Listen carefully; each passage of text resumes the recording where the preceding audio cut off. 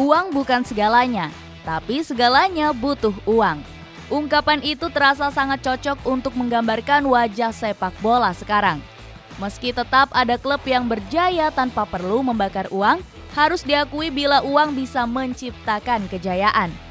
Dalam hal ini sudah ada contohnya, seperti Manchester City yang sejak kursi kepemilikannya diambil alih oleh Sheikh Mansur, mereka bisa kumpulkan banyak gelar. City menjelma menjadi tim yang tak lagi berisik di mata tetangga. Mereka justru berhasil melempar balik hinaan itu ke arah tim tetangga dengan raihan banyak gelar dalam setidaknya 10 tahun lamanya. Selain Manchester City, terdapat pula Paris Saint-Germain yang kini jadi salah satu kandidat kuat peraih gelar Eropa. Meski memang gelar tersebut masih terasa asing bagi PSG, bukan tak mungkin bila 2 atau 3 tahun lagi mereka akan benar-benar wujudkan mimpi jadi jawara di benua sepak bola. Namun di tengah kemewahan klub yang banyak menghambur-hamburkan uang, UEFA muncul sebagai penengah. Mereka datang dengan memberlakukan aturan Financial Fair Play atau FFP yang secara sederhana membantu keuangan setiap klub sepak bola tetap pada titik seimbang. FFP hadir pada tahun 2011 dengan tujuan untuk menyehatkan finansial klub Eropa agar tidak terdapat ketimpangan. Lewat aturan tersebut, klub harus menghitung matang-matang pengeluaran agar tidak terjerat banyak hutang, yang mana bisa merugikan klub itu sendiri. Meski aturan tersebut tampak membatasi pergerakan klub kaya macam Paris Saint-Germain, klub Sultan yang telah membeli banyak sekali pemain bintang itu justru memiliki hubungan mesra dengan FFP. Tak ada kamus hukuman pelanggaran FFP di buku PSG. Pun sebaliknya, FFP tampak sayang dengan PSG hingga klub tersebut tak pernah dijatuhi hukuman berat, meski sejumlah pihak telah menemukan fakta kecurangan yang dilakukan. FFP yang selalu mengejar PSG. Jose Fonte, pemain yang menjuarai Ligue 1 bersama Lille, mengatakan bila semua klub diminta untuk membatasi pengeluaran mereka, klub juga tidak bisa seenaknya memberi gaji besar kepada para pemain. Tapi kemudian PSG datang dan hukum seolah menguap begitu saja. Presiden FC Bayern, Herbert Hainer, juga sama bingungnya dengan Jose Fonte. Kami masih mencoba memahami bagaimana pergerakan transfer PSG sejalan dengan Financial Fair Play. Pada bursa transfer menggelegar musim lalu, PSG telah berhasil mendatangkan Messi dari Barcelona. Meski gratis, sang pemain mendapat gaji sebesar 500.000 pounds atau setara 9 miliar rupiah per pekan. Pada jendela transfer itu, PSG bahkan tidak hanya mendatangkan Messi, namun juga nama bintang lainnya seperti Achraf Hakimi, Danilo Pereira, Georginio Wijnaldum, Sergio Ramos, dan Gianluigi Donnarumma. Secara logika, pertanyaan semua orang tentu sama.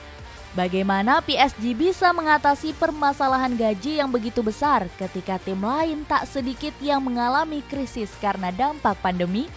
Apakah PSG benar-benar bisa lolos dari aturan FFP? Sekali lagi, PSG tak ubahnya menjadi tim yang berdamai dengan FFP. Keduanya memiliki hubungan yang sangat erat sampai-sampai tak ada satupun pihak yang berhasil membongkar apa yang sebenarnya terjadi di balik hubungan gelap mereka. Romantisme PSG dengan Financial Fair Play sudah terjalin sejak 2014 silam. Ketika itu salah satu sponsor mereka, Otoritas Kepariwisataan Qatar, dicurigai telah mengeluarkan uang lebih banyak dari jumlah yang disertakan pihak klub ke UEFA. Berangkat dari situ, UEFA menggait Octagon Worldwide untuk menganalisa nilai kesepakatan yang terjalin antara PSG dan sponsor tersebut. Setelah ditemukan kejanggalan, PSG yang sudah lebih dulu menunjuk firma hukum, Nielsen, menyebut bila total dana yang didapat klub dari sponsor itu hanyalah sekitar 4,2 juta pounds, bukan 84 juta pounds seperti yang dituduhkan UEFA melalui Octagon Worldwide. Investigator UEFA, Yves Leterme, yang kemudian lebih mempercayai laporan Nielsen, lalu resmi menutup kasus tersebut dan hanya menempatkan PSG sebagai tim yang menerima denda ringan berupa pembatasan 21 pemain di kompetisi Liga Champions Eropa. Kemudian berlanjut ke tahun 2017, PSG kembali masuk ke dalam pengawasan aturan FFP. UEFA mengaku telah menyelidiki keuangan PSG yang mendatangkan Mbappe dengan status pinjaman plus mahar 45 juta euro. Bintang muda asal Prancis itu dipermanenkan pada musim berikutnya dengan tambahan dana sebesar 135 juta euro. Sebelumnya PSG juga mencatat pembelian termahal sepanjang sejarah sepak bola adalah Neymar Junior yang diboyong dari FC Barcelona dengan mahar 222 juta euro. Dari segelintir keanehan yang ditimbulkan, Football Leaks berhasil mengumpulkan bukti kecurangan PSG, di mana The Spiegel juga turut mengumpulkan pelanggaran yang dilakukan klub tersebut. Tak sampai di situ saja, La Liga yang memang gencar menyentil keuangan PSG tak tinggal diam. Melalui sang presiden Javier Tebas, La Liga mengajukan keluhan atas pergerakan tak wajar yang dilakukan PSG. Namun apa yang terjadi selanjutnya? PSG berhasil lolos dari segala hukuman usai berhasil mengajukan banding ke Pengadilan Arbitrase Olahraga atau CAS. Banding mereka diterima dan lagi-lagi penyelidikan pelanggaran FFP yang dituduhkan kepada Paris Saint-Germain ditutup.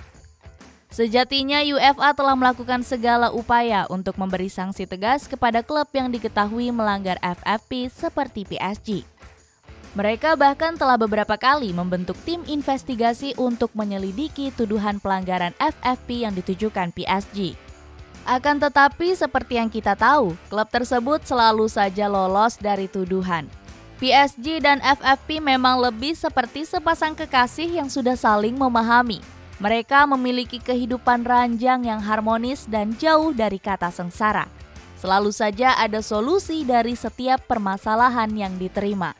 Kehidupan ranjang PSG dan financial fair play kian temui titik kenikmatan ketika ternyata klub asal Paris itu sudah terlatih menggandeng tangan aturan buatan UEFA saat masalah datang menerpa. Mereka membuat hubungan seolah tidak terjadi apa-apa, meski pemberitaan terus menyasar pada bobroknya penanganan atas permasalahan yang sejatinya bisa membuat mereka terlihat hina. Cara PSG menghindar dari segala hukuman. Ketika sedang diterpa masalah FFP, PSG selalu saja bisa mengelak.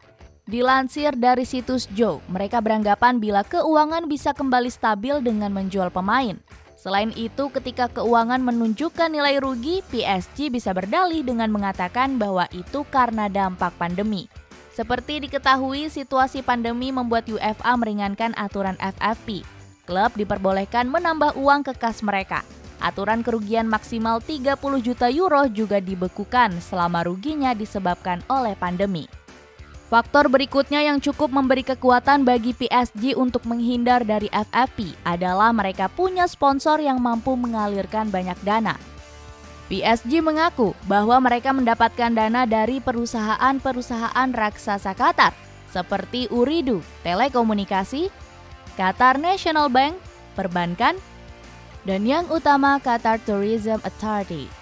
Sponsorship terakhir sukses menarik perhatian karena diklaim mampu mendatangkan lebih dari 100 juta euro per musim. Selain itu, keterlibatan Nasser Al-Khelaifi sebagai anggota Dewan UEFA juga disinyalir jadi alasan mengapa PSG seolah kebal dengan hukuman berat FFP. Dari semua faktor tadi terdapat satu yang mungkin menjawab kebingungan semua orang, yaitu keterlibatan mantan sekjen UEFA yang kini menjabat sebagai Presiden FIFA, Gianni Infantino, yang ikut memuluskan gerak PSG agar lolos dari segala tuduhan FFP.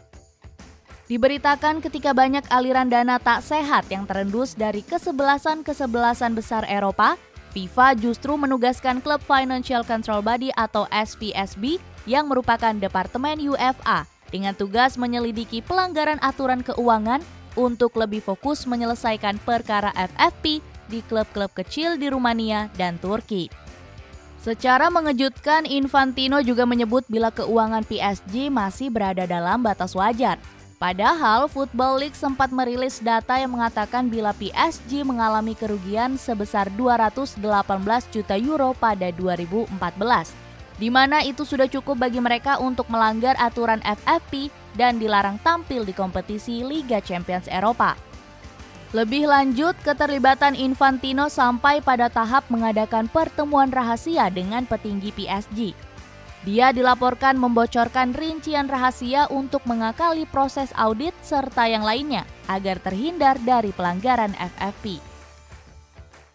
Hubungan PSG dan FFP kembali ramai diperbincangkan. Setelah bertahun-tahun menjalin romantisme dengan FFP, nama PSG kini kembali diperbincangkan.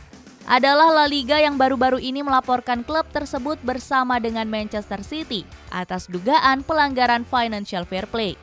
Seperti dilaporkan Mirror, Presiden La Liga Javier Tebas mengeluh tentang pergerakan PSG yang memberi tawaran gila kepada Mbappe agar mau bertahan.